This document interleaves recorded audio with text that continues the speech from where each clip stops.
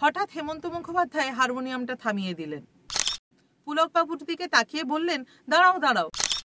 সিচুয়েশনটা ছিল নায়িকা গান গাইতে গাইতে ইচ্ছে করে একজনের সঙ্গে খুনসুটি করছে, আর নায়ক গাছের আড়াল থেকে দাঁড়িয়ে দাঁড়িয়ে সেই খুনসুটি দেখছে আর উপভোগ করছে।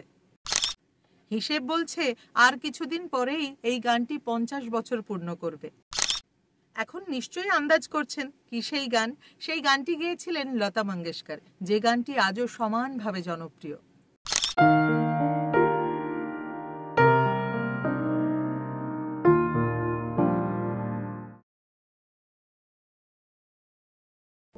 উনিশশো সাল একদিন পুলক বন্দ্যোপাধ্যায় হেমন্ত মুখোপাধ্যায়ের বাড়িতে গেছেন।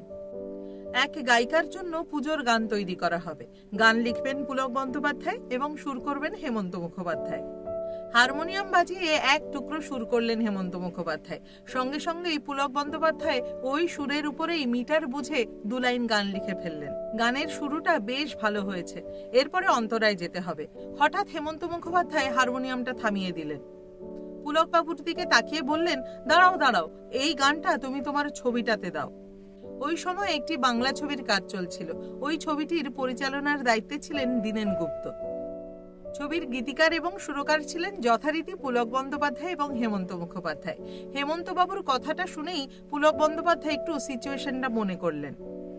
সিচুয়েশনটা ছিল নায়িকা গান গাইতে গাইতে ইচ্ছে করে একজনের সঙ্গে খুনসুটি করছে, আর নায়ক গাছের আড়াল থেকে দাঁড়িয়ে দাঁড়িয়ে সেই খুনসুটি দেখছে আর উপভোগ করছে। এই সিকোয়েন্স মনে করতেই পুলক বন্দ্যোপাধ্যায় বুঝতে পারলেন হেমন্ত বাবুর সাজেশন একদম পারফেক্ট।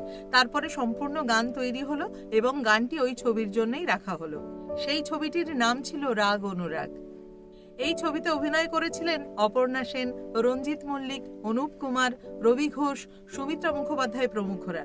এই রাগ অনুরাগ ছবিটি মুক্তি পেয়েছিল 1975 সালের 12 সেপ্টেম্বর শ্রী প্রাচী ইন্দিরা প্রেক্ষাগৃহে। এখন নিশ্চয়ই আন্দাজ করছেন কি সেই গান।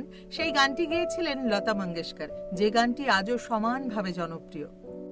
হিসেব বলছে আর কিছুদিন পরেই এই গানটি 50 বছর পূর্ণ করবে।